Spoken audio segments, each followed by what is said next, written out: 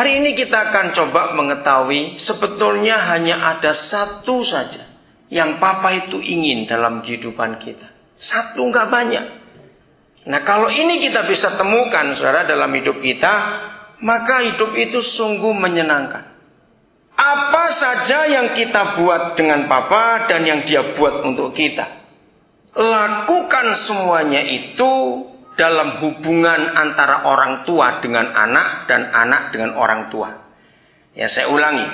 Ya, saya akan perkecil dari seluruh kehendak Tuhan itu untuk kita bisa menikmatinya. Apa saja yang kita buat untuk Dia dan yang Dia buat untuk kita, apa saja, lakukan dalam satu konsep ini, bahwa kita ini anak, Dia itu Papa. Maka itu kenapa Tuhan Yesus mengajarkan kepada kita satu konsep yang sangat sederhana, tapi itu penting buat kita semua. Dia berkata, belajarlah dari siapa? Anak-anak. Mengapa? Karena hubungan kita dengan anak kita dan hubungan anak kita dengan kita sebagai orang tua itu sungguh luar biasa. Maaf kalau saya katakan kalimat ini, hampir semua saudara tahu bahwa kami menikah tidak punya anak. Tapi saya itu bersyukur, saudara, Tuhan memberikan kepada kami, walaupun itu bukan anak kandung, tapi sungguh kami itu menikmati apa yang Tuhan Yesus ajarkan, belajar dari anak. Seperti saudara tahu, semua anak yang Tuhan berikan kepada kami tidak pernah rawat dari bayi. Pasti sudah gede-gede mereka. Tapi sungguh buat kami itu, untuk mengenal hubungan kami dengan Papa di surga, itu cukup melihat anak-anak itu. Maka itu seharusnya semua saudara yang punya anak kandung, dari hamil sampai lahir, dari bayi sampai sudah bisa jalan, dari jalan sampai sekolah seterusnya, harusnya saudara tidak akan pernah mengalami kesulitan untuk menemukan apa kehendak Papa di surga dengan melihat hidup anak-anak itu saja. Bisa berkata amin? Hebat sekali. Anak-anak itu luar biasa. Nah, satu ini saja yang Papa kita ingin dari kita supaya kita nggak bingung-bingung. Dia itu cuma minta begini, wakili aku di dunia ini. Tahu kata ini? Kalau saudara renungkan betul-betul permintaan Papa ini, wakili aku di dunia ini. Sama seperti semua orang tua. Ya, walaupun sekarang kalimatnya tidak seimplisit atau sejelas itu, tapi semua orang tua, ya lihat, semua orang tua secara umum, walaupun kata-katanya tidak setepat itu, kalau anaknya akan pergi untuk merantau, ya pergi ke tempat lain, sekolah atau apa, pasti ada pesan dari orang tua, jaga nama baik papamu ya. Iya atau tidak, saudara? Walaupun tidak seperti itu jelas kata-kata itu. Mengapa setiap orang tua yang anaknya akan pergi jauh lalu pesan kata itu? Tahu jawabannya kenapa? Ayo, jangan memalukan, betul. Artinya, tadi saya sudah ngomong kok dari pendahuluan tadi itu. Karena mewakili, jadi kamu itu kemana saja, kamu tuh bawa nama Papa. Dan itu artinya bukan?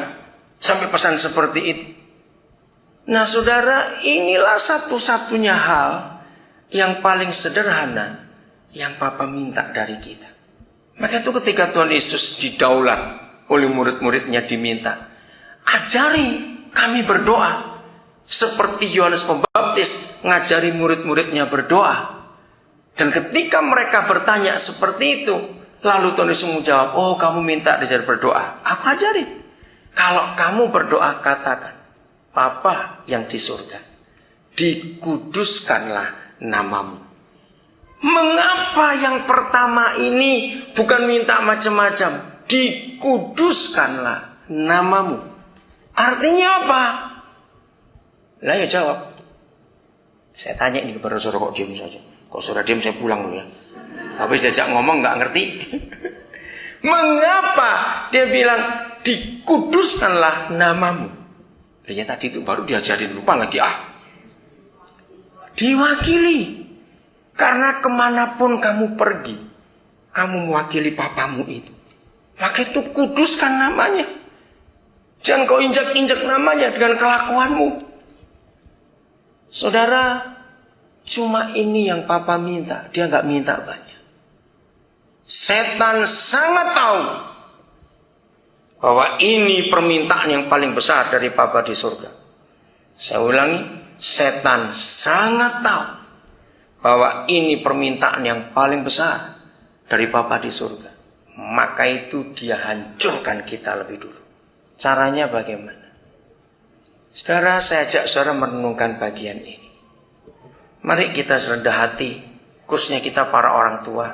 Kita rendah hati betul-betul. Dalam hal apa kita rendah hati?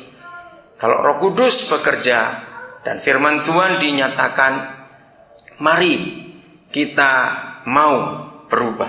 Saya lanjutkan ini. Saudara, jadi ada musuh yang besar dalam kehidupan kita ketika kita tidak bisa mewakili Papa di dunia ini.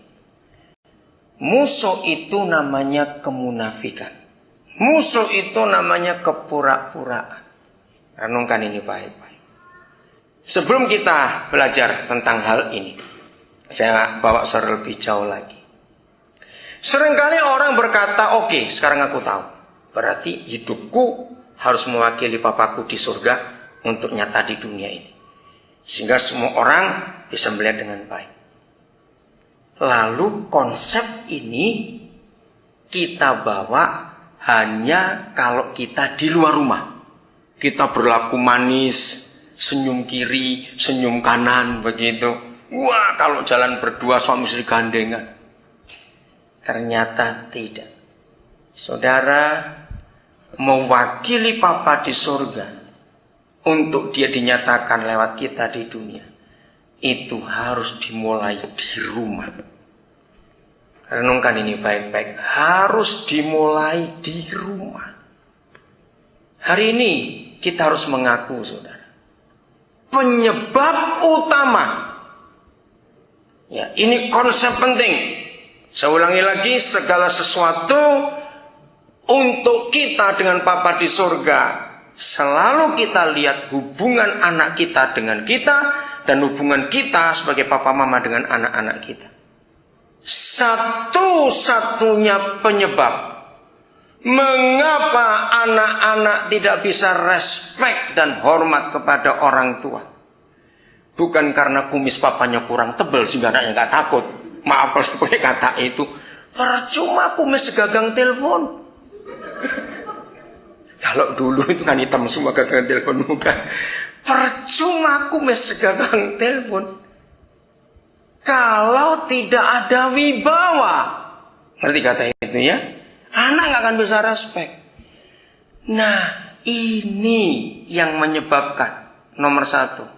Maka itu Papa Mama jujur ya. Kalau toh anak-anak ada di sini dan mereka dengar, itu lebih baik. Supaya kita harus merendahkan hati.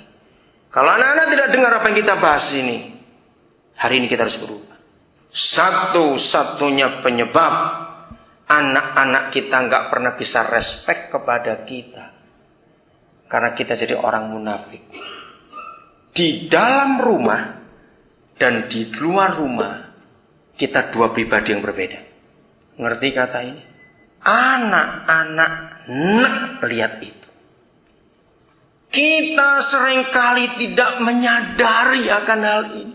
Saudara, apa saja yang saya sampaikan, kalau saya mengajar, saya menyampaikan kebenaran, saya khotbah, sungguh 90% lebih itu saya pasti dapat waktu kami bergaul dengan anak-anak kami.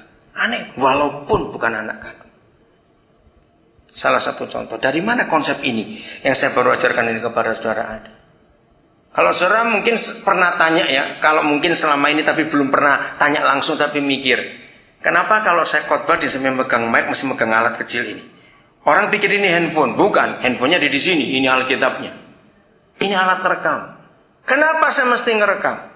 Ini anak-anak saya yang belikan alat ini. Kenapa mereka minta? Di situ saya kagum, saudara. Sebab mereka nggak mungkin ngikuti saya terus. Yang bayari siapa tiketnya?